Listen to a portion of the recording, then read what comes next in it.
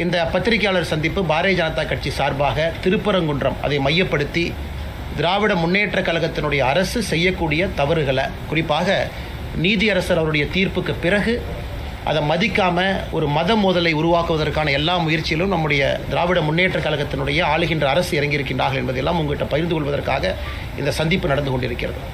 நண்பர்களே, கொஞ்சம் நாங்கள் டீட்டெயிலாக அதில் பேசணும்னு நினைக்கிறோம். ஏன்னா நேரடியாக அந்த மதுரை உயர்நீதிமன்றம் கொடுத்துருக்கக்கூடிய தீர்ப்பு, அதன் பிறகு கண்டெம்ப்ட் ஆஃப் கோர்ட்டு, அது உங்களுக்கு தெரியும். கொஞ்சம் பின்னாடி இருந்து ஆரம்பிக்கிறோம். இந்த இஷ்யூவை பொறுத்த வரைக்கும் 1862 இது ஒரு டாக்குமெண்டடாக இது ஒரு இஷ்யூவாக இருக்குது. ஏன்னா 1862, 1912 2 ஆண்டுகளில் ஆங்கிலேயர்களுடைய ரெக்கார்டு படி இந்த மலையினுடைய உச்சியில் லைட் அமைக்க வேண்டும் என்று முயற்சி செய்த பொழுது அன்னைக்கு இருந்த மேஜிஸ்ட்ரேட் வந்து லைட் அமைப்பதற்கு அன்னைக்கு அனுமதி கொடுக்கல. அதனால் மதக்கலவரம் ஏற்படும் என்கின்ற காரணத்தை காட்டி 1990 காலகட்டத்தில் ஹிந்து முன்னணி அமைப்பு அதனுடைய தலைவர்கள் அதை வந்து ரொம்ப மிக தீவிரமாக இதை கையில் எடுத்து நீதிமன்றத்தினுடைய உதவியை நாடி நிறைய டாக்குமெண்ட்டை ப்ரெசென்ட் பண்ணாங்க. அதில் மிக முக்கியமானது 1920 ஃபைல் பண்ண ஒரிஜினல் சூட் OS.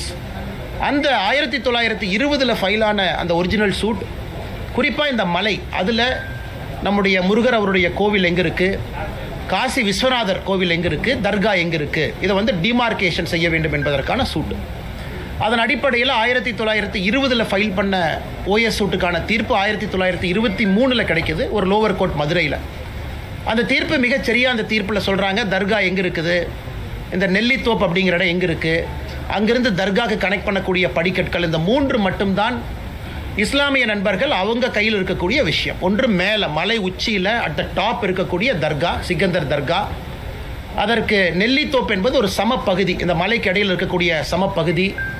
அங்கே இறந்து போனவர்களுடைய சடலங்கள்லாம் இஸ்லாமிய மத அடிப்படையில், மரியாதை கலந்த அடிப்படையில் அங்கே வச்சுருக்கிறாங்க.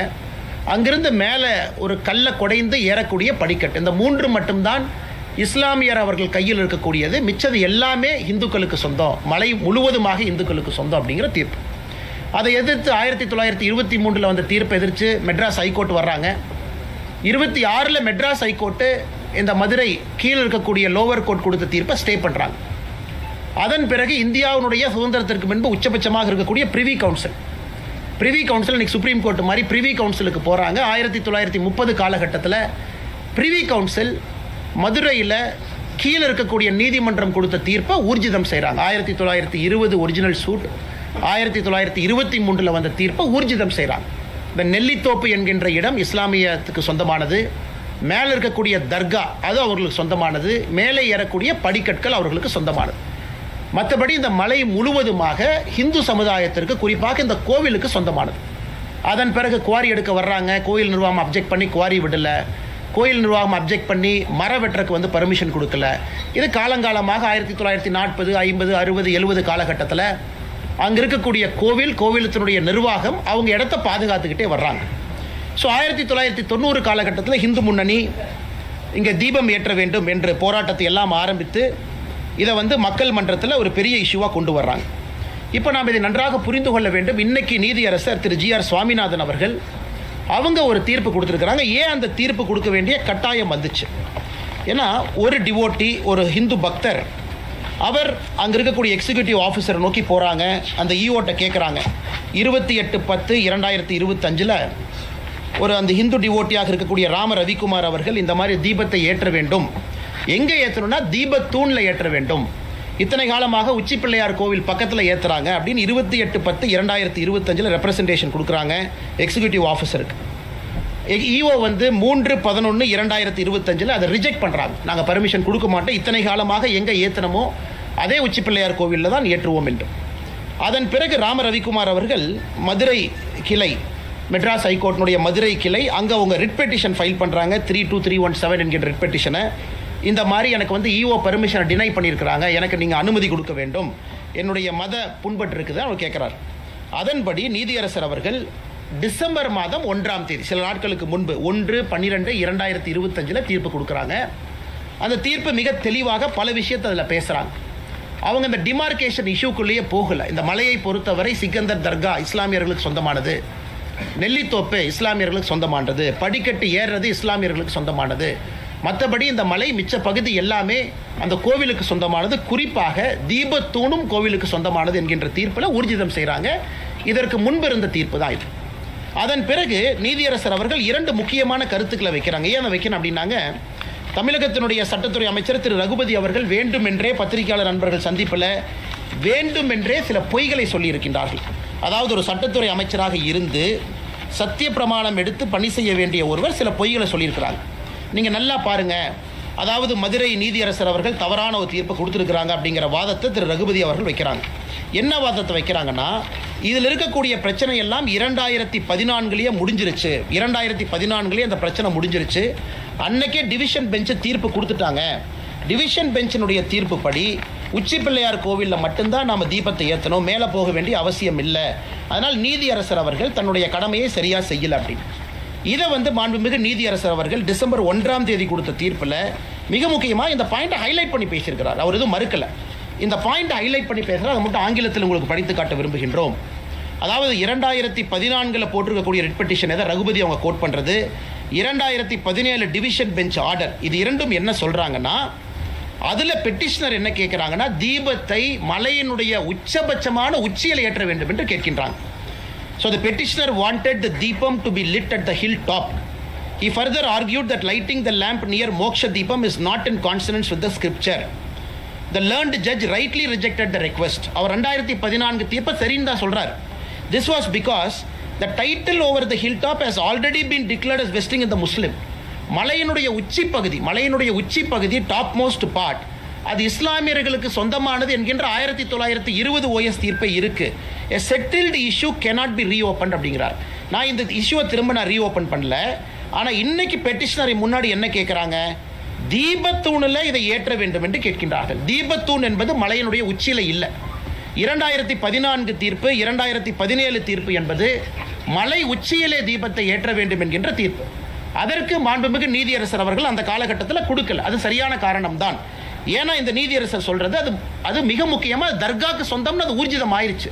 ஆனால் தீபத்தூண் என்பது மலையினுடைய உச்சியில் கிடையாது. யாருமே போய் தர்காக்கு பக்கத்தில் தீபத்தூணில் ஏற்ற வேண்டும் என்று சொல்லல.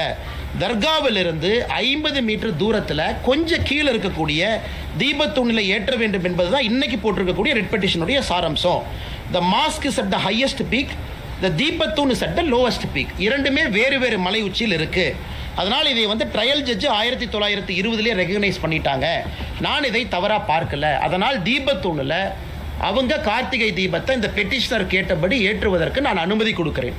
இதை சட்டத்துறை அமைச்சர் அவர்கள் திருச்சி பத்திரிகை நண்பர்கள் முன்னாடி 2014 2017 ரிட் பெட்டிஷனை கோட் பண்ணுறாங்க. அதே தவறு. அதை முதல்ல இந்த பத்திரிகை மன்றத்தில் நாங்கள் தெரியப்படுத்த விரும்புகின்றோம். அதன் பிறகு சட்டத்துறை அமைச்சர் திரு ரகுபதி அவர்கள் இத்தோடு நிற்கல, மறுபடியும் ஒரு பொய்யை சொல்கிறார். என்ன பொய்யை சொல்கிறாருன்னா, 1996 ஒரு தீர்ப்பு எங்களுக்கு சாதகமாக வந்திருக்கு, 2014 தீர்ப்பும் எங்களுக்கு சாதகமாக வந்திருக்கு, 17 சாதகமாக வந்திருக்கு, 1996 சாதகமாக வந்திருக்கு. 1996 தீர்ப்பு என்பது அந்த ஆண்டுக்காக கேட்கப்பட்டது. அப்போ நீதியரசர் சொல்கிறாங்க, 1994 உச்சி பிள்ளையார் கோயில் ஏற்றுங்கன்னு சொன்னேன், 95 ஏற்றுங்கன்னு சொன்னேன், இப்போ நீங்கள் 96 கேட்குறீங்க, எனக்கு 3 நாள் மட்டும்தான் இருக்குது. அதனால் இந்த ஆண்டு நீங்கள் உச்சி பிள்ளையார் கோவிலில் ஏற்றுங்க. அதே நேரத்தில் தேவஸ்தானமோ வேறு யாரோ வேறு இடத்துல ஏற்ற வேண்டும் என்றால் அதுக்கு ப்ரொசீஜரும் கொடுக்குறாங்க. தர்காலிருந்து 15 மீட்டர் தள்ளி ஏற்றுங்க அப்படின்னு. ஸோ 1996 தீர்ப்பை பொறுத்தவரையும் குழப்பமில்லை, 2014 குழப்பமில்லை, 2017 குழப்பமில்லை. இந்த மூன்றும் வேறு வேறு விஷயத்தை எடுத்து இன்னைக்கு ரகுபதி அவர்கள் ஒரு பொய்யை சொல்லி பத்திரிகை நண்பர்கள்ட்ட இன்னைக்கு நீதியரசர் அவர்கள் தவறான தீர்ப்பை கொடுத்திருப்பதா சொல்றாங்க. இதை முதல்ல உங்களுக்கு கிளாரிஃபை பண்ணணும். அந்த மலையை பொறுத்தவரை தீபத்தூண் என்பது மலையினுடைய உச்சியில கிடையாது. மலையினுடைய உச்சியில தர்கா இருக்கு. அதை யாரும் கூட வேண்டும் என்று கேட்கல, அது வேறு. தீபத்தூண் என்பது அந்த 2 மலையில் இருக்கக்கூடிய அந்த சிறிய மலையினுடைய உச்சியில தீபத்தூண் இருக்கு, அதைத்தான் என்று கேட்டிருக்கின்றார்கள். அதற்கு நீதியரசர் அவர்கள் அனுமதி கொடுத்திருக்கிறாங்க. இதோட அவங்க நிக்கல. நீதியரசர் அவர்கள் அனுமதி கொடுத்தாங்க. எப்போ அனுமதி கொடுத்தாங்க? 1/12/2025 கொடுக்குறாங்க. ஸோ கார்த்திகை தீபம் 3ஆம் தேதி வருது. 2ஆம் தேதி கோவிலினுடைய ஈவோ ஒரு அப்பீல் போடுறார், ஒரு பேருக்கு ஒரு அப்பீல் போட்டு வைக்கிறார். இப்போ நியாயப்படி யாருக்காவது பிரச்சனை இருந்தால் தர்கா அவங்க அப்பீலுக்கு வந்திருக்கணும். இப்போ டிசம்பர் மாதம் 2ஆம் தேதி தர்கா அப்பீலுக்கு வர்றாங்கன்னா அது வேறு விஷயம். ஆனால் கோவில் சொத்தை பாதுகாக்க வேண்டிய ஈவோ அப்பீல் பண்ண வேண்டிய அவசியம் என்ன? அந்த கோவிலினுடைய எக்ஸிக்யூட்டிவ் ஆஃபீஸர் அந்த கோவிலினுடைய சொத்தை பாதுகாக்கணும். தீபத்தூண் என்பது கோவிலினுடைய சொத்து என்பது ஊர்ஜிதமாயிருச்சு 1920 வேறு வேறு காலகட்டத்தில். அப்படி இருக்கக்கூடிய ஈஓ அவர் எதுக்காக அப்பீல் போறாரு? இந்த நீதியை எதிர்த்து அப்பீலும் சரியா ஃபைல் பண்ணல. இதுல இருந்து தெளிவாக தெரிகிறது, அந்த எக்ஸிக்யூட்டிவ் ஆஃபீஸரை திராவிட முன்னேற்ற கழகத்தினுடைய அரசு தூண்டி விட்டு எக்ஸிக்யூட்டிவ் ஆஃபீஸர் அப்பீல் போக வைக்கிறாங்க. தர்கா இன்னைக்கு வந்திருக்கிறாங்க, வக்ஃப் போர்டும் தர்காவும் இன்னைக்கு வந்திருக்கிறாங்க, இதை எதிர்த்து அப்பீல் இன்னைக்கு வந்திருக்கிறாங்க. 2ஆம் தேதி ஈஓ அப்பீல் செய்ய வேண்டிய கட்டாயமே இல்லை. காரணம், ஈஓனுடைய முதல் கடமை கோவில் சொத்தையும் தீபத்தோனையும் ப்ரொடெக்ட் பண்ணும். அடுத்து 3ஆம் தேதி ஈஓ சொல்றாங்க, இல்ல நாங்க மலை உச்சியில் ஏற்ற மாட்டோம், தீபத்தூண் ஏற்ற மாட்டோம் என்று சொல்லுகின்றார். அதற்கு இந்த petitioner Rama Ravikumar contempt of court வர்றாங்க. 5 மணிக்கு கண்டெம்ட் ஆஃப் கோர்ட் பெட்டிஷன் எடுக்கிறாங்க. கார்த்திகை தீபம் 6 மணிக்கு. அந்த பெட்டிஷன் வரும்போது தமிழ்நாடு அரசுடைய வழக்கறிஞர் சொல்றாங்க, இல்ல 6 மணி வரைக்கும் பொறுங்க, 5 மணிக்கு எடுக்கிறீங்க. நீதியரசர் அவர்கள் 5 மணிக்கு எடுத்த கண்டெம்ட் ஆஃப் கோர்ட்டை 6:05 வரைக்கும் தள்ளி வைக்கிறார். 6:05க்கும் தீபம் ஏற்றப்படவில்லை என்கின்ற ஒரே காரணத்தினால தான் நேரடியா பெட்டிஷனருக்கு சொல்றாங்க, நீங்க 10 பேரத்தோட மலை மேலே ஏறலாம், உங்களுக்கு மதுரை உயர்நீதிமன்றத்தில் இருக்கக்கூடிய சிஐஎஸ்எஃப் பாதுகாப்பு இருக்கக்கூடிய சிஐஎஸ்எஃப் அதனுடைய கமாண்டன்ட் பாதுகாப்பு கொடுப்பாங்க. ஏன் சொல்றாங்க? 1ஆம் தேதி கொடுக்கப்பட்ட தீர்ப்பு நேரடியாக கமிஷனருக்கு டைரக்ட் பண்றாங்க, போலீஸ் கமிஷனருக்கும் கலெக்டருக்கும். நீங்க இதை தீபத்தை ஏற்றுவதற்கு உறுதுணையா இருக்கணும். 1ஆம் தேதியும் கமிஷனர் நடவடிக்கை எடுக்கல, 2ஆம் தேதியும் கமிஷனர் நடவடிக்கை எடுக்கலைன்னா மாநில அரசினுடைய காவல்துறை அதிகாரிகள் தன்னுடைய கடமையை சரியா செய்யல. அந்த கடமையை செய்யாத காரணத்தினால தான் இது ஜுடிஷியல் ஓவர் ரீச் கிடையாது. திரு ஜி.ஆர். சாமிநாதன் அவர்கள் 3ஆம் தேதி 6:05 கொடுக்கக்கூடிய தீர்ப்பில் கண்டெம்ட் ஆஃப் கோர்ட் பெட்டிஷன்ல மாநில அரசு கடமையை செய்யல, காவல்துறை கடமையை செய்யல, கலெக்டர் கடமையை செய்யல, அதனால் சிஐஎஸ்எஃப் நான் அனுப்புறேன், கமாண்டன்ட் நீங்க கூட போங்க, அந்த 10 பேர் தீபம் ஏற்றுவதற்கு அனுமதி கொடுக்க வேண்டும் என்று சொல்லுகின்றார். இதில் எதுவும் தவறாக இல்லை. இதை எதிர்த்து மறுபடியும் அங்க இருக்கக்கூடிய இரண்டு நீதிபதிகள் இருக்கக்கூடிய அமர்வு டிவிஷன் பெஞ்சுக்கு போறாங்க. எப்ப போறாங்க? அடுத்த நாள் அப்பீல் போறாங்க. இந்த பிரச்சனை எல்லாம் 3ஆம் தேதி இரவு நடக்குது. 4ஆம் தேதி காலையில் அப்பீலுக்கு போறாங்க. இந்த நீதியரசர் சிஐஎஸ்எஃப் விட்டது தப்பு, எப்படி அவங்க சிஐஎஸ்எஃப் அனுமதி கொடுக்கலாம், சட்டம் ஒழுங்கு என்பது மாநில அரசுடைய கட்டுப்பாட்டில் மட்டும்தான் இருக்கணும், எப்படி மத்திய அரசுக்கும் மாநில அரசுக்கும் கலவரத்தை ஏற்படுத்த முயற்சிக்கின்றார் என்று நீதியரசரின் மீது இவங்க பெட்டிஷனை போட்டிருக்கிறாங்க கோர்ட்ல. அதற்கு அந்த 2 நீதியரசர்கள் திரு ஜெயச்சந்திரன் அவர்கள் திரு கே ராமகிருஷ்ணன் அவர்கள் சொல்றாங்க, இதுல எந்த தவறும் கிடையாது. 1ஆம் தேதி மாநில அரசுக்கு சொன்னாங்க, 1ஆம் தேதி காவல்துறை கமிஷனருக்கு சொன்னாங்க, 1ஆம் தேதி கலெக்டருக்கு சொன்னாங்க, யாருமே வேலை செய்யல. அதன் பிறகுதான் நீதியரசர் அவர்கள் 3ஆம் தேதி 6 மணிக்கு தீபம் ஏற்றப்படவில்லை என்கின்ற காரணத்திற்காக இந்த நீதியை கொடுத்திருக்கிறாங்க. அதனால சிஐஎஸ்எஃப் அனுப்ப வேண்டும் என்று அவர் சொல்லியது எந்த விதத்திலும் தவறில்லை. இது மிக முக்கியமானது. 3ஆம் தேதி ராம ரவிக்குமார் அவர்கள் அங்க இருக்கக்கூடிய நம்முடைய பாரதிய ஜனதா கட்சியினுடைய தலைவர்கள்லாம் போறாங்க தீபம் ஏற்றுவதற்கு உறுதுணையாக. அன்னைக்கு கலெக்டர் என்ன சொல்றாங்கன்னா, கமிஷனர் என்ன சொல்றாங்க, கலெக்டர் 144 சிஆர்பிசி 163 பிஎன்எஸ்எஸ் அந்த சட்டத்தின்படி போட்டிருக்கிறாங்க, அதனால் நீங்க யாருமே போகக்கூடாது அப்படின்னு காட்டுறாங்க. அதற்கு மரியாதை கொடுத்து சிஐஎஸ்எஃப் முன்னாடி போகல, அதற்கு மரியாதை கொடுத்து ராம ரவிக்குமார் உட்பட பெட்டிஷனர் யாரும் முன்னாடி போகல. ஏன்னா 144 போட்டிருக்காங்க. இந்த 2 டிவிஷன் பெஞ்சில் நீதியரசர் அவர்கள் 4ஆம் தேதி 144 சிஆர்பிசி 163 பிஎன்எஸ்எஸ் போட்ட ஃபைலை வாங்கி படிக்கிறாங்க. அந்த ஃபைலில் என்ன இருக்குன்னு, அந்த ஃபைலில் இவங்க போட்ட 144 சிஆர்பிசியே ஒரு ஃப்ராட் என்பது ஊர்ஜிதமாயிருக்கு. ஏன்னா நீதியரசர் அவங்க கேட்குறாங்க, 144 சிஆர்பிசி எப்போ போட்டீங்க? 3ஆம் தேதி 6:05க்கு திரு சாமிநாதன் அவர்கள் சிஐஎஸ்எஃப் படையோடு மேலே செல்லலாம் என்று 6:05க்கு தீர்ப்பு கொடுக்குறாங்க. நீங்கள் 144 எப்போ போட்டீங்க? அதில் அந்த நீதியரசர் சொல்கிறாங்க, the file contains loose sheet of papers containing past history of dispute. The order has been promulgated with effect from 6 p.m. on 3/12. அதில் சொல்கிறாரு, thus it is very obvious. Section 163 BNSS order is passed prior to the judicial order or the records are manipulated after this court calls for original file. தவறு மீது மறுபடியும் ஒரு தவறு பண்ணுறாங்க. அதாவது 6 மணியிலிருந்து 144 சிஆர்பிசி 163 பிஎன்எஸ்எஸ் போடுறேன்னு 6 மணியிலிருந்து அந்த ஃபைல் இருக்கு. அப்போ அந்த ஆர்டர் அவங்க 4 மணிக்கு போட்டிருக்கிறாங்க, ஆர்டர் 3 மணிக்கு போட்டிருக்கிறாங்க, ஆர்டர் 2 மணிக்கு போட்டிருக்காங்க, ஃபைலில் இல்லை. ஆனால் நிச்சயமாக நீதியரசர் தீர்ப்பு கொடுத்த பிறகு போடப்படவில்லை. 6:05க்கு திரு சாமிநாதன் அவர்கள் கொடுத்த நீதியரசர் அவர்கள் கொடுத்த தீர்ப்புக்கு பிறகு 144 சிஆர்பிசி போடப்படவில்லை என்பது இந்த டிவிஷன் பெஞ்சில் இருக்கக்கூடிய 2 நீதியரசர் பெரிய வார்த்தையை பயன்படுத்துறாங்க. ஐஏஎஸ் ஐபிஎஸ் அதிகாரிகளுக்கு எதிராக the records are manipulated after the court calls for the original file. கோர்ட்டில் வந்து ஒரிஜினல் ஃபைல் கொடுங்க என்று சொல்லிய பிறகு இந்த டாக்குமெண்ட்டை மேனிபுலேட் பண்ணி அரசு கொடுத்துருக்கிறாங்க. மறுபடியும் தவறு. அதன் பிறகு 4ஆம் தேதி நேற்று நம்முடைய பாரதிய ஜனதா கட்சியினுடைய மாநில தலைவர் திரு நயினார் நாகேந்திரன் அவர்கள், நம்முடைய மூத்த தலைவர் அண்ணன் ஹெச் ராஜாஜி அவர்கள் அவங்க மறுபடியும் போகிறாங்க. ஏன்னா இந்த 2 ஜட்ஜ் இருக்கக்கூடிய டிவிஷன் பெஞ்ச் அமர்வில் அப்பீலை டிஸ்மிஸ் பண்ணதுக்கப்புறம் 144ம் டிஸ்மிஸ் ஆகுது. அதன் பிறகு நாங்கள் தீபத்தை ஏற்றுவோம் என்று போன பொழுது அதை இல்லீகலாக எந்தவித ஆர்டரும் இல்லாமல் தடுத்திருக்கிறாங்க. 144 நிலுவையில் இல்லை, அப்பீல் நிலுவையில் இல்லை, எங்கேயும் கூட நீதியரசர் திரு சாமிநாதன் அவங்க கொடுத்தது ஸ்டே இல்லை, எதுவுமே இல்லாதப்ப அங்கே இருக்கக்கூடிய காவல்துறை அதிகாரிகள் தடுத்தது மட்டுமல்ல, மாநில தலைவர் அண்ணன் நயினார் நாகேந்திரன் அவர்கள் உட்பட, அண்ணன் ஹெச் ராஜா அவர்கள் உட்பட நம்முடைய தொண்டர்களை தலைவர்களை கைது பண்ணியிருக்காங்க. Which is an illegal arrest. அதுக்கு எந்த விதமான ஆதாரமும் கிடையாது, எந்த விதமான டாக்குமெண்ட் இல்லை.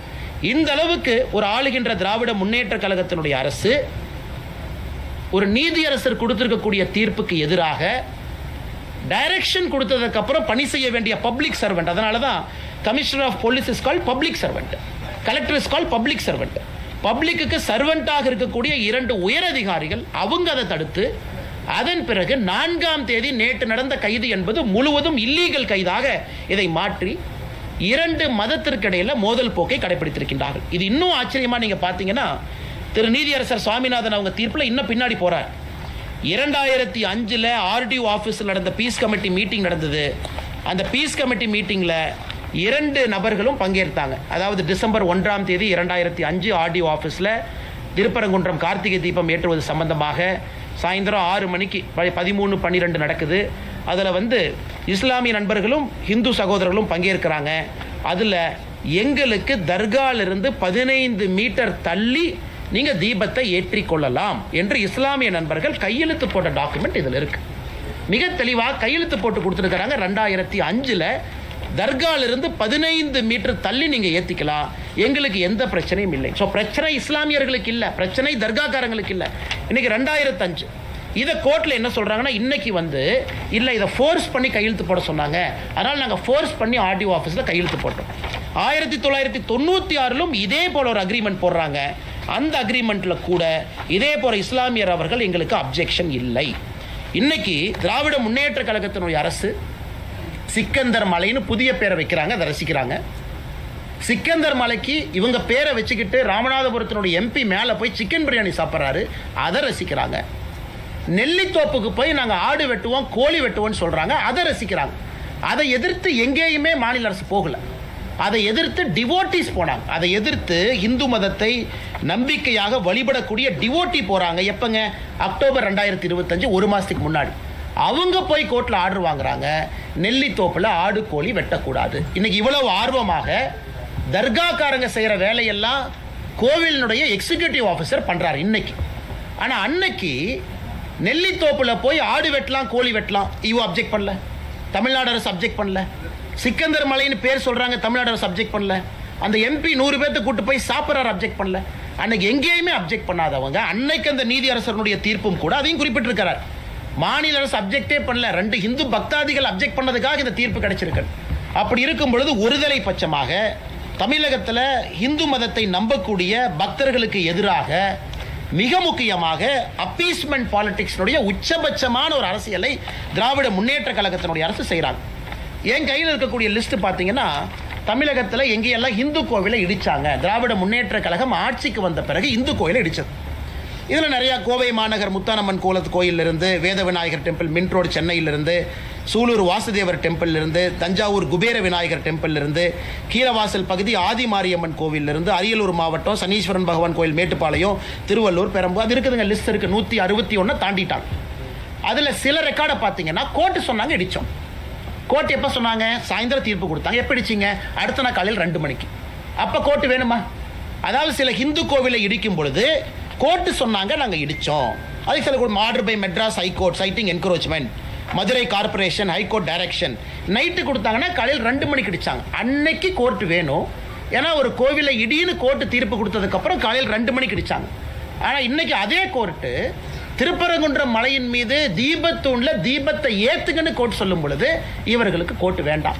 கிட்டத்தட்ட 161 கோயிலில் பல இடத்துக்கு சோர்ஸே இல்லை, ஆர்டரே இல்லை. எந்த ஆர்டர் பேசிஸில் அவங்க இடித்தாங்க? கோர்ட் ஆர்டரே இல்லை. அப்படி இருக்கும் பொழுது எத்தனை சர்ச்சை, எத்தனை மாஸ்கை இல்லீகலாக அவங்க இடிச்சிருக்கிறாங்க. திராவிட முன்னேற்ற கழகம் ஆட்சிக்கு வந்த பிறகு 2021 மே 6ஆம் தேதியிலிருந்து தமிழகத்தில் இல்லீகலாக இருக்கக்கூடிய ஒரு சர்ச் என்க்ரோச்மெண்ட், மக்களுடைய பயன்படுத்தக்கூடிய அல்ல புறம்போக்கு நிலம்னு பல கொடுத்துருக்குறாங்க. ஒன்று இடிச்சாங்களா? கிடையாது. எத்தனை மசூதி அடிச்சிருக்கிறாங்க? கிடையாது. தமிழ்நாட்டில் எந்த சர்ச்சும் மசூதியும் ஆக்கிரமிப்பு நிலத்தில் இல்லையா? இருக்கு. ஆனால் என்ன ஒரு நியாயம்? எல்லா இதையும் இடிக்காதீங்க, எல்லாருக்கும் அவங்கவுங்க பகுதியில் வழிபாட்டு உரிமையை கொடுங்க. அதைத்தான் நாம கேட்கிறோம். அல்லது ஒருதலை பட்சமாக 161 கோயிலுக்கு மேலே இடிச்சிட்டு இன்னைக்கு உயர்நீதிமன்றம் ஒரு தீர்ப்பு கொடுத்த பிறகு அதை பின்பற்ற மாட்டோம் என்று சொல்லி மிகப்பெரிய சட்ட பிரச்சனை உருவாக்கி இன்னைக்கு பார்லிமெண்ட்ல போய் பேசுறாங்க. பார்லிமெண்ட்ல பேச வேண்டிய நிலைமை என்னங்க? பார்லிமெண்ட்ல இவர்கள் போய் இந்தியாவினுடைய மத நல்லிணக்கத்தை கெடுத்துட்டேன்னு இவங்க பேசணும், அரசியலமைப்பு சட்டத்தை தூக்கி போட்டு விட்டேன் என்று பேசணும், ஒரு கோர்ட்டு கொடுத்த ஆர்டரை ஃபாலோ பண்ணலின்னு தான் பார்லிமெண்ட்ல பேசணும். பார்லிமெண்ட்ல போய் என்ன பேசுறாங்க? திராவிட முன்னேற்ற கழகத்தினுடைய எம்பிக்கள், காங்கிரஸினுடைய எம்பிக்கள், விசிகாவுடைய எம்பிக்கள் என்ன பேசுறாங்க இன்னைக்கு? அதாவது தமிழகத்தில் இந்து மதவாத சக்திகள் தமிழகத்தில் ஜாதி கலவரத்தை, மத கலவரத்தை உருவாக்குறாங்க. இது எப்படி இந்து மதவாத சக்தி ஆகும்? கோர்ட்டுக்கு போய் கோர்ட்ல வெயிட் பண்ணி கோர்ட்டு ஒரு தீர்ப்பு கொடுத்த பிறகு முறையாக போய் அன்னைக்கு 144 சிஆர்பிசி போட்டிருக்கின்றோம் என்று தவறாக சொல்லியும் கூட அதையும் பின்பற்றி பெட்டிஷனர் திரும்ப வர்றாங்க. நேற்று எந்த ஆர்டருமே இல்லாத நாளில் இல்லீகலா இத்தனை பேர்த்தை கைது செய்துவிட்டு இன்னைக்கு சம்பந்தமே இல்லாமல் பாராளுமன்றத்தில் போய் இவர்கள் நாடகம் ஆடி கொண்டிருக்கின்றார்கள். இதை இந்த பத்திரிகையாளர் சந்திப்பு மூலமாக தமிழக மக்களுக்கு எடுத்து சொல்லணும். எந்த அளவுக்கு அவங்க ஃப்ராடு பண்ணியிருக்கிறாங்க, எந்த அளவுக்கு பொய்ய சொல்லியிருக்கிறாங்க, எந்த அளவுக்கு ஒருதலை பட்சமாக நடந்திருக்கின்றார்கள், எந்த அளவுக்கு இதே கோயில் ஆடு வெட்டு கோழி வெட்டுன்னு சொன்னும் பொழுது பேசாமல் இருந்தவங்க இன்னைக்கு தீபத்தூண்ல தீபத்தை ஏற்று என்று சொல்லிய பிறகு இந்த டிராமா பண்றாங்க. சட்டத்தை பாதுகாக்க வேண்டிய சட்டத்துறை அமைச்சர் 2014-17 தீர்ப்பையும் 1996 தீர்ப்பையும் வேண்டும் என்றே திரித்து, அதுக்கும் இந்த கேஸுக்கும் சம்பந்தம் இல்லை, வேண்டும் என்றே திரித்து இதுல இந்து பெட்டிஷனர் யாரும் மலை உச்சியினுடைய தர்கா இந்துக்களுக்கு சொந்தம் என்று கேட்கவில்லை. That is a settled issue. அது 1920 செட்டில் ஆயிருச்சு. மலையினுடைய உச்சி தர்கா என்பது இஸ்லாமியர்களுக்கு சொந்தம், நெல்லித்தோப்பு இந்துக்களுக்கு சொந்தம் என்று எங்கேயும் கேட்கல. அதையும் செட்டில்டு இஷ்யூ, அது இஸ்லாமியர்களுக்கு சொந்தம். மேலே ஏற படிக்கட்டு இந்துக்களுக்கு சொந்தம் என்று கேட்கவில்லை, அதுவும் சொந்தம். ஆனால் மலை உச்சியில் இல்லாமல் கீழே இருக்கக்கூடிய தீபத்தூணில் நாங்கள் கார்த்திகை தீபத்தன்று இதை ஏற்ற வேண்டும் என்று ஏற்ற போகிறவங்களை 2 நாட்களாக அலக்கழித்து மதுரை மாநகரத்தையே அல்லோலப்படுத்தி அவ்வளவு காவல்துறையை பொறுப்பு அனுப்பி மக்களுடைய இயல்பு வாழ்க்கையெல்லாம் கேள்விக்குறிக்கு ஆக்கிவிட்டு முதலமைச்சர் அன்னைக்கு காலையில் ட்வீட் போடுறார். மதுரைக்கு என்ன தேவை? வளர்ச்சி அரசியலா ஆர் டேஷ் அரசியலா? நான் கேட்கின்றேன், இது ஒரு முதலமைச்சர் போடுற ட்வீட்டா? இது யாரோ சின்ன பசங்க போட்டால் ஏற்றுக்கலாம். மதுரைக்கு என்ன அரசியல் தேவை? வளர்ச்சி அரசியலா ஆர் டேஷ் அரசியலா? அந்த டேஷ்ங்கிறது என்ன? முதலமைச்சர் தன்னுடைய சமூக வலைதள பக்கத்தில் ஒரு டேஷ் என்கின்ற வார்த்தையை கேள்விக்குறியாக்கி விட்டுருக்காரு. டேஷ்னா என்ன? முதலமைச்சர் தானே சொல்லணும். fill in the blanks. நீங்கள் நானும் என்ன? இது முதலமைச்சருடைய ட்வீட். எந்த அளவுக்கு சிறுபிள்ளைத்தனமாக இவ்வளவு பிரச்சனையை செய்துவிட்டு முதலமைச்சர் அவர்கள் இதை போடுறாங்கன்னா உண்மையாலுமே இந்த முதலமைச்சர் அனைவருக்குமான முதலமைச்சரா? இந்துக்களுக்கான முதலமைச்சரா? இஸ்லாமியர்களுக்கான முதலமைச்சரா? கிறிஸ்தவர்களுக்கான முதலமைச்சரா? ஒரு நீதி நிலைப்பாடு ஒரு சட்டமன்றத்தில் ஒரு நீதிமன்றத்தில் சொல்லும் பொழுது முதல் கடமையாக செய்ய வேண்டிய பொறுப்பு சீஃப் மினிஸ்டருக்கு இருக்கு. அதையும் பின்பற்றல. சிஎஸ்எஃப் தமிழ்நாட்டில் அனுப்ப வேண்டிய நிலைமைக்கு தள்ளப்பட்டிருக்கிறோம். இது சம்பந்தமாக நேற்று தமிழக பாரதிய ஜனதா கட்சி சார்பாக நம்முடைய மாநில தலைவர் திரு நயினார் நாகேந்திரன் சார்பாக நம்முடைய உள்துறை அமைச்சர் அமித்ஷாஜி அவர்களுக்கு சம்பந்தமாக பிரீஃப் பண்ணியிருக்கிறோம். என்ன நடக்குது, என்ன பிரச்சனை இங்கே இருக்குது, இவங்க எந்த அளவுக்கு தவறான ஒரு விஷயத்தை செஞ்சுருக்கிறாங்க, எந்த அளவுக்கு நீதிமன்ற அவமதிப்பில் இன்வால்வ் ஆகிருக்கிறாங்க. சிஎஸ்எஃப் அன்னைக்கு ஒருவேளை நான் போகிறேன்னு சொல்லியிருந்தா மாநில அரசனுடைய காவல்துறைக்கும் சிஎஸ்எஃப்க்கும் கைகலப்பு வந்து இந்திய அளவில் மிகப்பெரிய தலைகுடிவாக நம்ம மாநிலத்துக்கு ஏற்பட்டிருக்கும். அவங்க பின்னாடி போயிட்டாங்க. சரி 144 இருக்கா, நாங்கள் மதிக்கிறோம், பின்னாடி போயிட்டாங்க, அதனால் பிரச்சனை இல்லை. ஆனால் இன்னைக்கு நீதியரசர் சொல்லியிருக்காங்க அந்த 144 ஃப்ராடு. இவ்வளவு தவறுகளை செய்யவிட்டு இன்னைக்கு சுப்ரீம் கோர்ட்டில் ஃபைல் பண்ணியிருக்கிறாங்க. பாருங்க, அபிஷேக் மனு சிங்கிவி அவங்க, விகாஸ் சேகல் அவங்க, இங்கே ஒருத்தருக்கு ஃபீஸ் என்னங்க? 20 லட்சம், 30 லட்சம், 40 லட்சம் சிட்டிங் ஃபீ. இன்னைக்கு மதுரை அமர்வு நீதிமன்றத்திற்கு ஒரு பெரிய சீனியர் சுப்ரீம் கோர்ட் லாயர் வந்திருக்கிறாங்க. அங்கே அபிஷேக் மனு சிங்கிவி இவ்வளவு கேலி கூத்தாக்கிவிட்டு மறுபடியும் உச்சநீதிமன்றத்துக்கு போவோம், மறுபடியும் முதல்ல இருந்து ஆரம்பிப்போம். அதனால தான் இதை பாரதிய ஜனதா கட்சி நாங்கள் அனைவரும் வன்மையாக கண்டிக்கின்றோம்.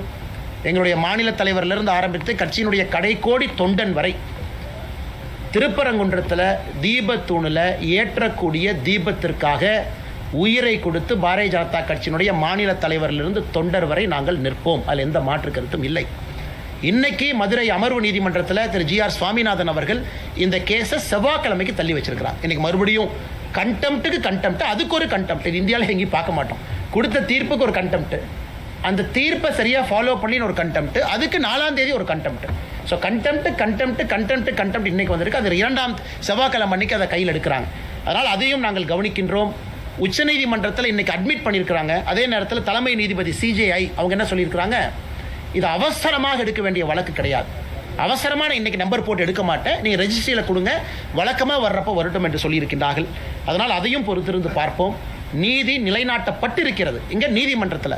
ஆனால் தரையில் மக்களாட்சி என்று சொல்லக்கூடிய ஜனநாயகத்தில் முதலமைச்சர் அதை கேள்விக்குறியாக்கி இவ்வளவு பேர்த்துக்கு பிரச்சனை உருவாக்கி லாட்டி சார்ஜ் மண்டை உடைந்து மாநிலத்தினுடைய இளைஞரணி தலைவர் தம்பி SG சூர்யாவிலிருந்து நிறைய மதுரை மாநகர் மாவட்டத்தினுடைய தலைவர் எல்லாருக்குமே பல இடத்துல காயம் பட்டிருக்கின்றார்கள். எதற்கு இதில் போல அநியாயம் பண்ணுறாங்க கேட்டால் எங்களுக்கு மதவாத சக்தி என்கின்ற பெயர். அதனால் தமிழிசை அக்கா எல்லாமே இங்கே இருக்கிறாங்க. இதை விவரமாக உங்களுக்கு சொல்லணும், உங்களுக்கு தெரிஞ்சிருக்கும், இருந்தும் சொல்லணும். 1920 96, 2014, 17, 2025 தீர்ப்பு, இது வந்திருக்கக்கூடிய அனைத்தும் சாமானிய மனிதன், நீங்கள் ஹிந்துவாருங்க, இஸ்லாமியராங்க, கிறிஸ்தவராங்க, சாமானிய மனிதன் இதை உத்து பார்த்தாங்கன்னா அவர்களுக்கு நியாயம் புரியும். யாருக்கும் எதிரானவங்க கிடையாது. தர்காவில் இஸ்லாமியர் போய் வழிபடட்டும், அப்பே இல்லை. நெல்லித்தோப்புக்கு அவங்க போட்டும், படியை பயன்படுத்தி மேலே ஏறட்டும், யாரும் அவர்களை தடுக்கவில்லை. ஹிந்துக்கள் கேட்பது கோவிலினுடைய எல்லை பகுதிக்குள்ள, கோவிலினுடைய கட்டுப்பாட்டில் இருக்கக்கூடிய தீபத்தூணில் நாங்கள் கார்த்திகை தீபத்தன்னைக்கு ஒரே ஒரு நாள் ஏற்றுறோம். அது பார்த்தீங்கன்னா பல இடத்துல சொல்லியிருக்கிறாங்க, ஒரு மலையின் மீது ஒரு தீபத்தை ஏன் ஏற்றுறோம்னா அதை பாற்ற வீட்டில் நம்ம ஏற்றுவோம். இந்த மலையின் உச்சியில் தீபம் ஏற்றுவதற்கான காரணம் என்னங்க, மலை பெரும்பாலும் அந்த பகுதியினுடைய ஒரு உயர்ந்த நிலையில் இருக்கும். எல்லோரும் அதை பார்க்கலாம், சுற்றி இருக்கக்கூடிய கிராமத்தில் பார்க்கலாம். ஒரு காலகட்டத்தில் வாட்சு டைமு யாருமே இல்லாத காலகட்டத்தில் எல்லாருமே கோபுரத்தை பார்ப்பாங்க. அங்கே தீபம் ஏற்றப்பட்ட பிறகு வீட்டில் விளக்கேற்றுவாங்க. இதுதான் நடைமுறை. இதை 100 ஆண்டு காலமாக இது வேறு வேறு காலகட்டத்தால் இது தவிர்க்கப்பட்டிருக்கிறது. இன்றைக்கி மறுபடியும் ஒரு வாய்ப்பு, நியாயமான முறையில் நீதிமன்றம் கொடுத்துருக்கக்கூடிய வாய்ப்பை திராவிட முன்னேற்ற கழகத்தினுடைய அரசு தட்டி பறிக்கிறாங்க. வன்மையாக கண்டிக்கின்றோம். ஆனால் நிச்சயமாக மத்திய அரசும் இதை கவனித்துக் கொண்டிருக்கின்றார்கள், உள்துறை அமைச்சரும் இதை கவனித்துக் கொண்டிருக்கின்றார்கள், நீதி அரசர்களும் கவனித்துக் கொண்டிருக்கின்றார்கள். அதனால் திராவிட முன்னேற்ற கழகத்தினுடைய கபட நாடகம் எத்தனை நாளைக்கு போகும் என்பதை பொறுத்திருந்து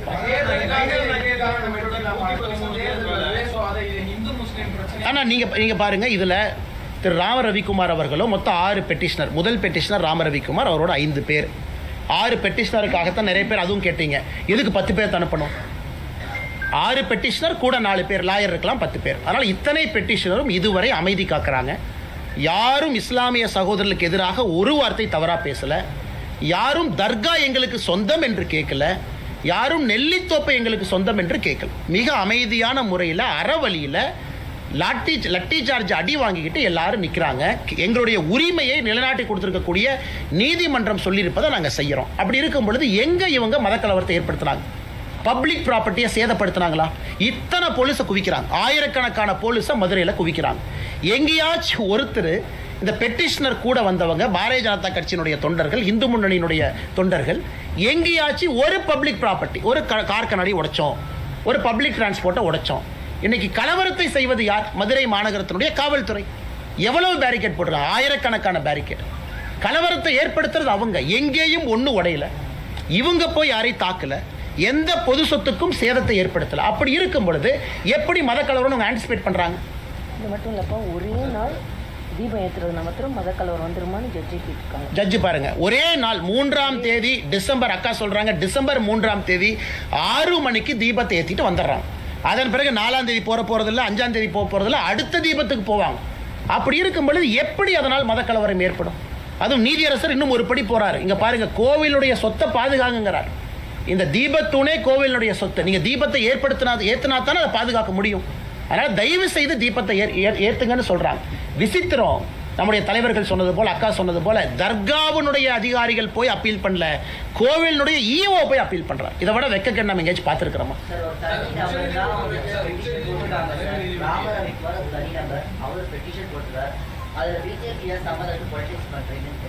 சார், இது ராம ரவிக்குமார் ஒரு பெட்டிஷன் போட்டிருக்கிறாங்க. மொத்தம் 5 பெட்டிஷனர் இருக்காங்க சார். மொத்தம் 6 பேருடைய பெட்டிஷனை தான் அந்த நீதியரசர் அவருடைய ரிட் பெட்டிஷனில் 6 பேர் தான் மொத்தமாக எடுத்துக்கிட்டாங்க. 5 பேர் ஏற்றணும், ஒருத்தர் ஏற்ற வேண்டாம், மொத்தம் 6 பேர். இப்போ அரசியல் கட்சியினுடைய அடிப்படை உரிமை, அடிப்படை கடமை மக்களுக்காக நிற்பது. நாங்கள் மக்கள் மனநிலையை பிரதிபலிக்கிறோம். மதுரை மாநகரத்தில் இருக்கக்கூடிய மக்கள் மனநிலையை பிரதிபலிக்கிறோம். அவர்களும் மக்கள் தான். நீதிமன்றம் ஒரு தீர்ப்பு கொடுக்குறாங்க, அதற்கு பாரதிய ஜனதா கட்சி ஆதரவாக இருக்குது. இது அப்போ அரசியல் கட்சி எதுக்கு நடத்தணுங்க? அன்றைக்கி ரகுபதி அவங்க கேட்குறாங்க, பாரதிய ஜனதா கட்சிக்கு இதுக்கும் சம்பந்தம்னா அரசியல் கட்சி எதுக்கு நடத்தணும்? மக்களுடைய மனநிலையை பிரதிபலிப்பதற்கு அரசியல் கட்சி இருக்குது. மக்களுக்காக அரசியல் கட்சி இருக்குது. நீதிமன்றம் சொல்லிய பிறகு அரசு தவறு செய்யும் பொழுது தட்டி கேட்பதற்காக அரசியல் கட்சி இருக்குது. அரசியல் கட்சியினுடைய அடிப்படை கடமை இது. அதனால தான் திரும்ப சகோதரர் கேட்குறேன், நீங்கள் ரகுபதி அண்ணன்கிட்ட கேட்கணும், யாராவது பாரதிய ஜனதா கட்சியினுடைய தொண்டனோ தலைவனோ பொது சொத்துக்கு சேதத்தை ஏற்படுத்தினோமா அப்படின்னு அவர் கேட்குற கேள்வி கரெக்ட். எங்கேயாவது நாங்கள் மத கலவரத்தை ஏற்படுத்தினோமா? எங்கேயுமே கிடையாது. மக்களுடைய மனநிலையை பிரதிபலித்து, இந்துக்களுடைய உணர்வை பிரதிபலித்து பாரதிய ஜனதா கட்சி களத்தில் பெட்டிஷனருக்காக, மக்களுக்காக போராடி கொண்டிருக்கின்றோம். அதே நேரத்தில் இந்த தீர்ப்பில் தெரியாது சொல்கிறாங்க, பர்சன் ஆஃப் இன்ட்ரெஸ்ட். பெட்டிஷனர் மட்டும் பர்சன் ஆஃப் இன்ட்ரெஸ்ட் இல்லைங்க. ஹிந்து மதத்தை நம்பக்கூடிய எல்லோருமே பர்சன் ஆஃப் இன்ட்ரெஸ்ட் தான். ராம ரவிக்குமார் மட்டுமா? இல்லை. ராம ரவிக்குமார் சொல்கிறத நான் நம்புகிறேன் அப்படின்னா நானும் பர்சன் ஆஃப் இன்ட்ரெஸ்ட். அது தமிழ்நாடு என்டோமெண்ட் HRNCயில் அதுவும் இருக்குது. அதனால் ராம ரவிக்குமார் பெட்டிஷனாக இருக்கலாம், அதை நம்பக்கூடிய நானும் பர்சன் ஆஃப் இன்ட்ரெஸ்ட் என்பது பல தீர்ப்பில் சொல்லியிருக்கிறாங்க. அதனால் எல்லோருக்கும் ஆதரவாக நாங்கள் நின்று கொண்டிருக்கின்றோம் என்கின்ற கருத்தை பணிவாக உங்களுக்கு தெரிவித்துக் கொள்கிறேன். ஆனால் அரசு செய்த மேல்முறையீட்டு வந்து உடனே அவசரமாக விசாரிக்கலாம்னு சொல்றாங்க. ஆனால் ஒரு கண்டெம்ப்ட் வழக்கு வந்து உடனே உயர்நீதிமன்றத்துடைய தனி நீதிபதி விசாரிக்கிறாரு. நீதிபதி விமர்சனம் பண்றாங்க. இன்னைக்கு நீதிபதியுடைய ஜட்ஜ்மெண்ட் விமர்சனம் பண்ணி இன்னைக்கு ஃபுல்லாக ஆர்ப்பாட்டம் பண்ணியிருக்காங்க. நீதிபதியா அவர் இருக்கிறது தகுதியில்லை. இன்னைக்கு நீதியரசர் அவர்கள் இன்று காலையில் உச்சநீதிமன்றம் இது போன்ற ஒரு நடவடிக்கை போது உயர்நீதிமன்ற தனி நீதிபதி ஒரு உள்நோக்கத்தோடு செயல்படுறாங்க ஒரு குற்றச்சாட்டு. அண்ணா இதில் உள்நோக்கம் என்கின்ற, அதனால தான் ரொம்ப டீட்டெயிலாக ஜட்ஜ்மெண்ட்டை பேசுகிறோம். அவர் 1996 ஜட்ஜ்மெண்ட்டை மீறி இருந்தால் பரவாயில்ல, 2014 மீறி இருந்தால் பரவாயில்ல, 17 மீறி இருந்தால் பரவாயில்ல. அதைத்தான் ரகுபதி அவர்கள் சொல்கிறாங்க. ஜட்ஜ்மெண்ட்டே வேறு என்பது உங்கள் முன்னால் நாங்கள் வைக்கின்றோம். இந்த ஜட்ஜ்மெண்ட்டே வேறு. இரண்டாவதுங்கண்ணா, நீதியரசர் அவர்கள் கண்டெம்ப்ட் எப்போ எடுத்தார்னா 5 மணிக்கு கண்டெம்ப்ட் எடுக்கிறாரு 3ஆம் தேதி. அட்வொகேட் ஜெனரல் சொல்கிறாங்க, இல்லைங்க ஐயா 6 மணிக்கு தான் தீபம் ஏற்றும். அதுக்காக கண்டெம்ப்டை 1 மணி நேரம் தள்ளி வைக்கிறார். 6:05க்கு தீபம் ஏற்படுத்த சகோதரருக்கு தெரியும். அரசு வழக்கறிஞர்கிட்ட கேட்குறாரு, ஈஓ எங்கேன்னு. ஈஓ ஃபோனை சுவிட்ச் ஆஃப் பண்ணிட்டாருங்க ஐயான்னு. நான் சொல்கிறது 3ஆம் தேதி 6:05க்கு நடந்த கண்டெம்ப்டில் ஏற்பாடு செய்யலை, பெட்டிஷனரை கூப்பிடல, 1ஆம் தேதி ஈஓ நடவடிக்கை எடுக்கலை, 2ஆம் தேதி எடுக்கலை, 3ஆம் தேதி கண்டெம்ப்ட் ஆஃப் பெட்டிஷன் வரும்போது, கோர்ட்டு வரும்பொழுது அரசு வழக்கறிஞர்கிட்ட கேட்குறாங்க, ஈஓக்கு ஃபோனை போடுங்க. ஈஓ அவைலபிள் இல்லைங்கிறாங்க. ஸோ ஈஓ வரல, வீடியோ கான்ஃபரன்ஸ் வரல. இன்னைக்கு மதுரையினுடைய போலீஸ் கமிஷனர், கலெக்டர் சம்மன் பண்ணியிருக்காங்க, வரல. இன்னைக்கும் நீதியரசர் சொல்லியிருக்கிறாங்க, ஜாதிகளை உள்ளழுக்கிறீங்க, தவறாக பேசுகிறீங்க, பொய்ய சொல்கிறீங்க, எங்களுடைய பொறுமைக்கும் எல்லை இருக்குது, பொறுமையாக பார்த்துக்கிட்டு இருக்கோம், செவ்வாய்க்கிழமை அன்னைக்கு தள்ளி வச்சுருக்கோம். எங்களை பொறுத்தவரை நீதியரசர் அவர் வரம்புக்குள்ளே நடந்திருக்கிறாரு. எக்ஸசிவ் ஜுடிஷியல் ஓவர் ரீச் எங்கேயுமே இல்லை. மாநில அரசு தன்னுடைய வரம்பையெல்லாம் மீறி இதை கேலி கூத்தாக்கி இருக்கிறாங்கிறது எங்களுடைய வாதம். என்ன சொல்றாங்கன்னா, இதே நீதிபதி மதுரை அமர்வுல அந்த நீர் வழித்தடங்களை கண்காணிப்பதற்கான சிஐஎஸ்எஃப் வீரர்களை அனுப்பி அவர் ஆக்கிரமிப்பை அகற்றியது. அண்ணா இன்னைக்கு ஒத்துக்கிறங்கன்னா ஒரு வாதம். அது இன்னைக்கு ஒரு எக்ஸ்ட்ரானரி கேஸ். அதாவது 1ஆம் தேதி அவங்க சிஐஎஸ்எஃப் அனுப்பல, 1ஆம் தேதி போலீஸ் கமிஷனருக்கு டைரக்ஷன் கொடுக்குறாரு, டிசம்பர் 1ஆம் தேதி கலெக்டருக்கு டைரக்ஷன் கொடுக்குறாரு. 2ஆம் தேதி அவர் கையில் எடுக்கல, 2ஆம் தேதியும் லோக்கல் போலீஸ் தான் இருக்கிறாங்க. 3ஆம் தேதி தீபம் ஏற்றப்படவில்லை என்று தெரிந்த பிறகு 6:05க்கு தான் அவர் சொல்றாரு, 6:05க்கு தான் சொல்றாரு, இந்த மாதிரி சிஐஎஸ்எஃப் கொடுக்குறோம். இது அப்பீல், அந்த டிவிஷன் பெஞ்சில் ஜெயச்சந்திரன் ராமகிருஷ்ணன் அவங்ககிட்ட அந்த கேள்வியை கேட்கும் பொழுது நீதியரசர்கள் சொல்றாங்க, the service of CISF was provided only because the state police refused to give protection and comply with the court direction. In case the state missionary disobey the court order and refuse to give protection, the court cannot stand helpless. அதாவது நீதியரசர் திரு GR Swaminathan அவர்கள் எடுத்திருக்கக்கூடிய அந்த தீர்ப்பு முடிவுக்கு அடுத்த நாள் division பெஞ்சில் நீதியரசர் ஜெயச்சந்திரன் அவர்களும் ராமகிருஷ்ணன் அவர்களும் முழு ஆதரவு கொடுத்துருக்கிறாங்க. அதாவது ஒரு நீதிபதி இல்லை. இன்னைக்கு திமுகவினுடைய சட்ட அமைச்சர் மாண்புமிகு திரு ரகுபதி அவர்கள் GR சுவாமிநாதன் அவர்கள் மீது கை காமிச்சாங்கன்னா அடுத்த நாள் 2 நீதிபதியும் ஊர்ஜிதம் பண்ணியிருக்கிறாங்க. அதனால் எங்களை பொறுத்தவரை திமுகவினுடைய அமைச்சர், அரசு எல்லோருமே நீதி அரசர்களுக்கு எதிராக இங்கே பணிபுரிகின்றார்கள் என்பது ஊர்ஜிதமாகும்.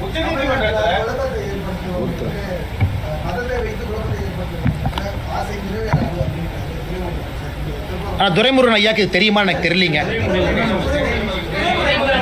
துணை முதலமைச்சர் திரு உதயநிதி ஸ்டாலின் அவர்களுக்கு எஸ்ஐஆர்னு என்னன்னே தெரியல. பத்திரிகை நண்பர்கள் எஸ்ஐஆர் கேட்டதுக்கு புது விளக்கம் கொடுக்குறாரு. இந்தியாவில் யாருமே எஸ்ஐஆருக்கு ஒரு துணை முதலமைச்சராக இருக்கிறவருக்கு எஸ்ஐஆர் விளக்கமே தவறு. அதனால் உண்மையாலுமே அவருக்கு இந்த கோர்ட் இஷ்யூ தெரியுமா, ஜட்ஜ்மெண்ட்டு தெரியுமா, தெரிஞ்சு தான் பேசுகிறாரா அப்படிங்கிறது மாண்புமிகு துணை முதலமைச்சரின் மீது எங்களுடைய குற்றச்சாட்டு. இரண்டாவது, மாண்புமிகு துணை முதலமைச்சர் அவர்கள் இன்னைக்கு புரிஞ்சுக்கணும், இவர் 1ஆம் தேதி சொன்னாங்க, 2ஆம் தேதி சொன்னாங்க, 3ஆம் தேதி சொன்னாங்க. அன்னைக்கு துணை முதலமைச்சர் எங்கே போனார்? அதாவது அவர்கள் ஆட்சியில் இருக்கக்கூடிய காவல்துறைக்கு டைரக்ஷன் கொடுத்துருக்கிறாங்க. பின்பற்ற வேண்டியது துணை முதலமைச்சருடைய பொறுப்பு, எதுவுமே செய்யல. இன்னைக்கு இந்த மாதிரி மதக்கலவரத்தை ஏற்படுது. திரும்ப திரும்ப நாங்கள் சொல்றோங்கன்னா, மதக்கலவரம் என்பது பொது சொத்துக்கு தீ வச்சாங்களா? இஸ்லாமிய நண்பர்களை யாராவது இங்க தவறா பேசினாங்களா? இஸ்லாமிய நண்பர்களுடைய சொத்தாக இருக்கக்கூடிய தர்கா இந்துக்களுக்கு சொந்தம் என்று எங்கேயும் சொன்னாங்களா? நெல்லித்தோப்பு கொடுங்கன்னு திரும்ப கேட்டாங்களா? எங்கேயுமே இல்லை. ஆனா இதே உதயநிதி ஸ்டாலின் அவர்கள் அந்த ஸ்கந்தர் மலையை சிக்கந்தர் மலை என்று சொல்லும் போது எங்க போனாரு? இதே உதயநிதி ஸ்டாலின் அவர்கள் ஆடு கோழி வெட்டுவோம் நெல்லித்தோப்புல சொல்லும் போது எங்க போனாரு? இன்னைக்கு மட்டும் கிளம்பி வர்றாருன்னா உதயநிதி ஸ்டாலின் அவர்கள் எல்லோருக்குமான துணை முதலமைச்சரா இல்ல குறிப்பிட்ட சமுதாயத்திற்கான துணை முதலமைச்சராங்கிற கேள்வியை நாங்களும் கேட்போம்ல.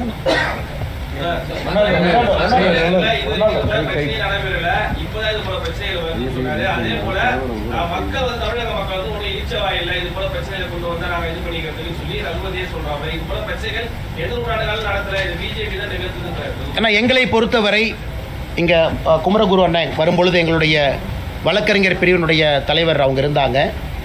அவங்க வழக்கறிஞர்கள்ட்ட பேசும்பொழுது மேலே வரும்பொழுது சொன்னாங்க, மாநில தலைவரோட அனுமதியை பெற்று பாரதிய ஜனதா கட்சி திரு சட்ட அமைச்சர் ரகுபதி அவர்கள் மீது கண்டெம்ட் ஆஃப் கோர்ட்டுக்கு போகிறோம் அப்படின்னு. காரணம், நீதி அரசரை பற்றி தவறாக பேசியிருப்பது, ஜட்ஜ்மெண்ட்டை குழப்பி பேசியிருப்பது, நீதி அரசர்களுடைய மாண்பை ஒரு சட்டத்துறை அமைச்சரே அதை தவறாக வழிநடத்தியிருக்கிறார். இல்லை, அது வந்துடுறேன். ஸோ ரகுபதி அவங்க ப்ரெஸ் மீட்டை பொறுத்த வரைக்கும் நேற்றைய ப்ரெஸ் மீட்டே அது கண்டெம்ட் ப்ரெஸ் மீட். அது ஏன்னா தவறான தகவலை சட்ட அமைச்சராக உங்கள் முன்னாடி சொல்லியிருக்கிறாங்க. அதை பாரதிய ஜனதா கட்சியினுடைய தலைவர் அண்ணன் குமரகுரு அவங்க இருக்கிறாங்க, எங்களுடைய வழக்கறிஞர் பிரிவினுடைய தலைவர். ஸோ ஏன்னா ரகுபதி அவர்களுக்கு தெரியணும், பொறுப்பில் இருந்து கொண்டு பொய்யை சொல்லக்கூடாது. மிச்ச துரைமுருகன் அவர்களாக இருக்கட்டும், உதயநிதி ஸ்டாலின் அவர்களாக இருக்கட்டும், அவர்கள் சொல்வது ஒரு பக்கம், நீங்கள் கேட்டுக்கண்ணா, நாங்கள் சொல்கிறதையும் நீங்கள் கேட்குறீங்க. நாங்கள் ஆதாரத்தின் அடிப்படையில் எல்லாத்தையும் உங்கள் முன்னாடி வைக்கிறோம். இதில் எங்கே தவறுன்னு நீங்கள் சுட்டி காட்டுங்கண்ணா. நீதியரசர் அவங்க சொல்கிறாங்க, மலை உச்சியின் மீது கிடையாது, உச்சிக்கு கீழே இருக்கக்கூடிய இன்னொரு மலையில் இருக்கக்கூடிய உச்சியில் தர்கா இருக்கு. அவரே பர்சனலாக போய் இன்ஸ்பெக்ட் பண்ணுறாரு. திரு GR சாமிநாதன் அவர்கள் இந்த ரெட் பெட்டிஷன் அட்மிட் ஆன உடனே அவர் நடந்து போகிறாரு, எல்லாத்தையும் கூட வர சொல்கிறாரு. நீதியரசர் போய் எல்லாத்தையும் இன்ஸ்பெக்ட் பண்ணிட்டு தீர்ப்பு கொடுக்குறாரு. அப்படின்னா ஒரு ஸ்பாட்டுக்கு போகாமல் தீர்ப்பு கொடுக்கல, ஸ்பாட்டுக்கு போயிட்டு தான் தீர்ப்பு கொடுக்குறாரு. அப்படி இருக்கும் பொழுது திரும்ப திரும்ப திரும்ப நீதிமன்றத்தை குறை சொல்வது, நீதியரசரை குறை சொல்வது, திரும்ப திரும்ப இதே வேலையை செய்கிறாங்கன்னா எப்படி?